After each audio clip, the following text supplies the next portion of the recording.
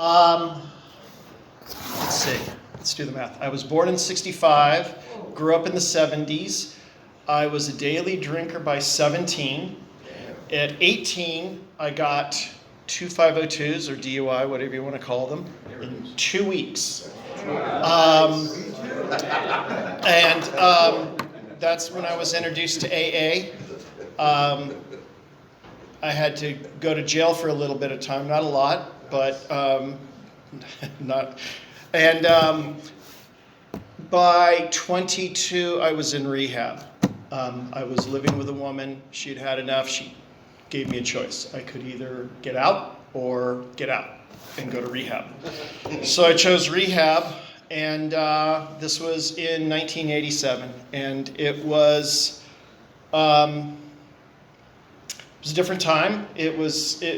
AA had recovery had just kind of come into the culture, you know.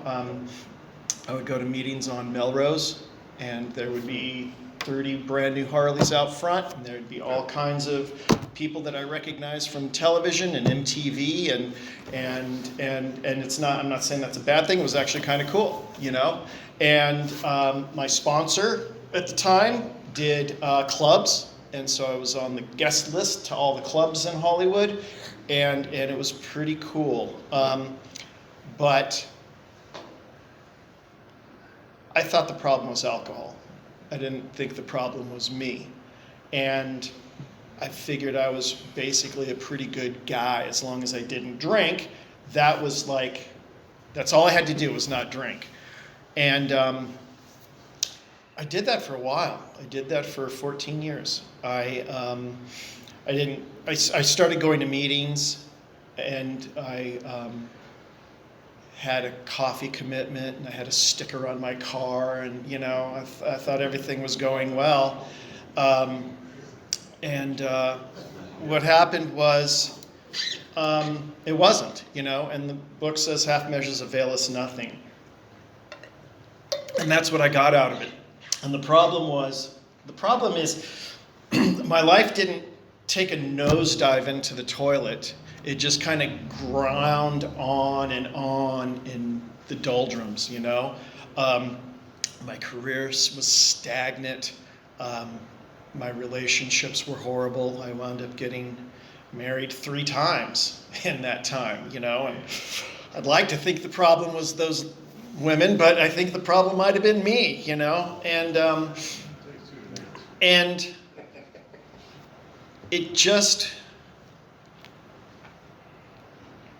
It was just limbo, you know, and I stopped going to meetings after about 10 years, and then was super extra dry for 4 more. And one day I just thought, you know what, maybe I'm cured. Maybe I acted a little rash. I was young, you know, and so I had a beer, and nothing happened, and then within a week, I knew that I was not going to be the one that was going to end this. I drank for 4 more years in secret. I kept it. My current wife at the time, we weren't married, so we weren't living together either, so that was okay. And it was just, you know, any doubt that I was an alcoholic went away very quickly, and all of the cliche. I am an alcoholic cliche, because everything that you hear about in meetings and everything you hear about in the book happened to me. And the horror show of it was, I knew what was going to happen next, you know, and I prayed that it wouldn't end with me being handcuffed and put away for any period of time. I prayed that I wouldn't hurt somebody. Towards the end, you know, when you get older and you're drinking, it's not as easy, and my insides weren't working very well either, you know, and I prayed that I wasn't going to wind up hospitalized or something. And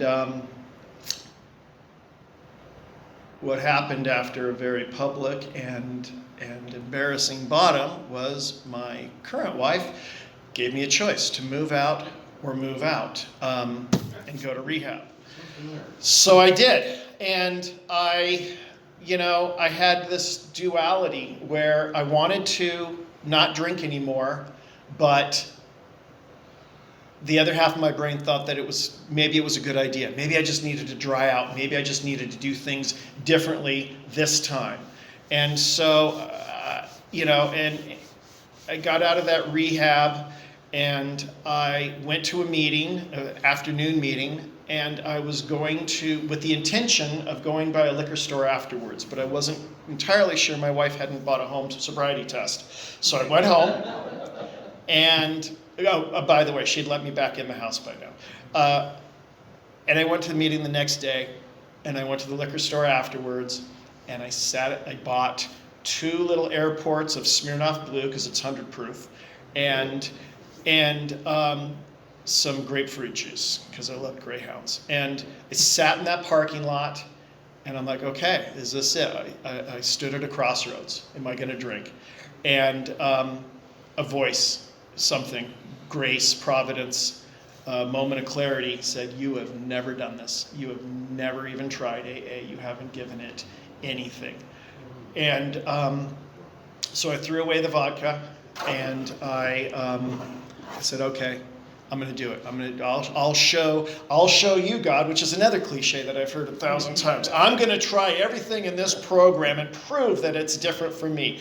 So I got a sponsor, and I decided to do whatever he said, and I was still had that reservation. It isn't me, and it's just the alcohol, and I was fucking things up right and left, but now I'm sober, and things aren't making sense.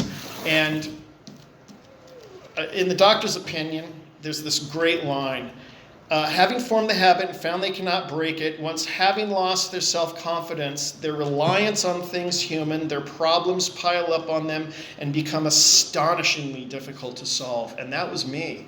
That was me, drunk or dry.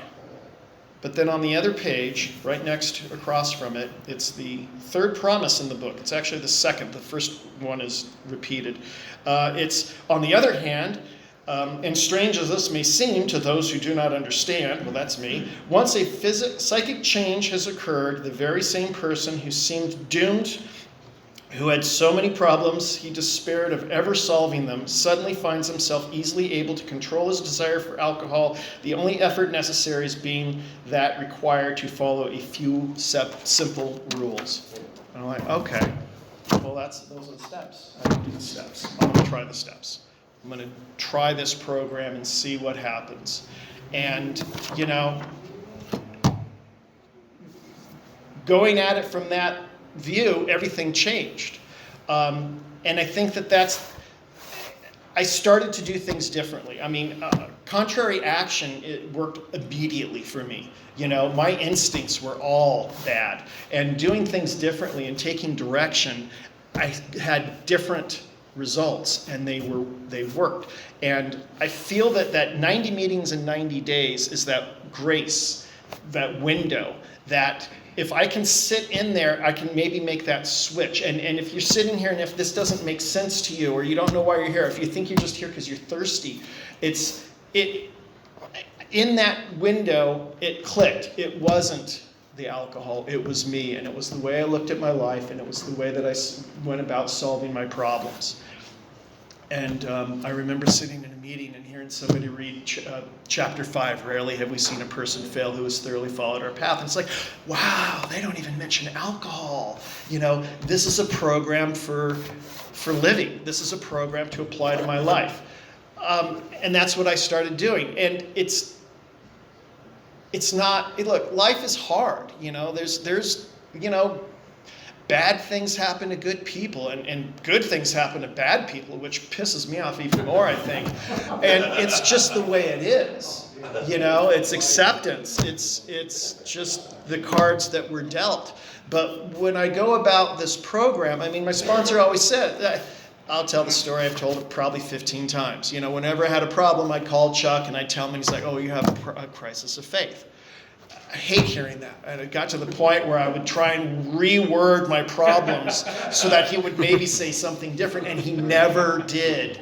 So maybe the problem, maybe it is a crisis of faith. Well, faith is the principle for step 3. Step 3 is making a decision to turn. It's a direction. I turn my will and my life over to the power of God. Well, what does God want me to do? Those are the instructions right there. I don't have to wonder about it. That's it. So I do that. And I've gone through the steps. I get to step 12, and I used to worry about God or think about it or think and think and think about it or think about it. And I got to the point where I'm just like, look at step 12. Having had a spiritual awakening as the result of these steps.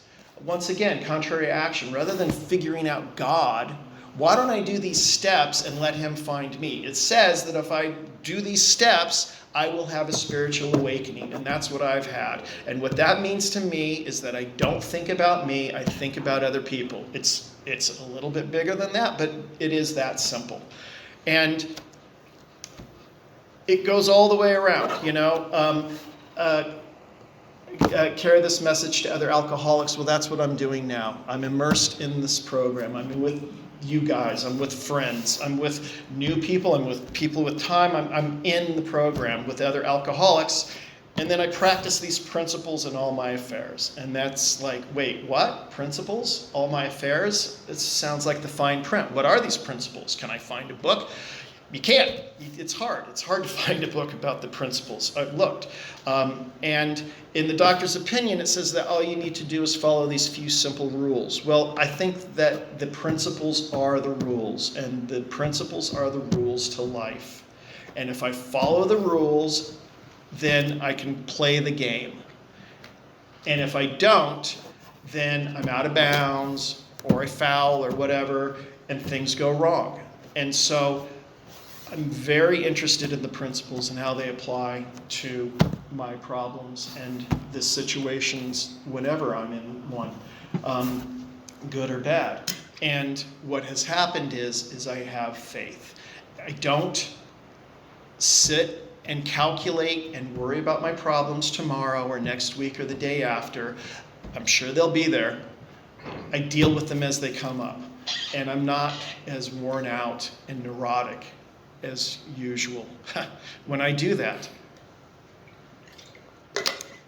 And then that said, as you know, I was secretary of this meeting since January, and it's been an honor and a privilege to be the secretary of this meeting. I got a job, so I'll be moving on, and I want to thank Patch for helping me when I had a job before while I was secretary, and for taking the baton on this.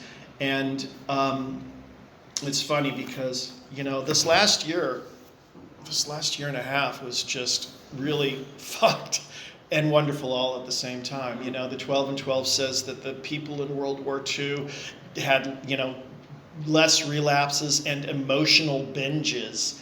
And I always thought, well, how the fuck do they know that, How do we measure that, But going through this last year when the whole world freaked the fuck out, and I found sanity here. And I'll tell you, right around December, I was running out of gas, man.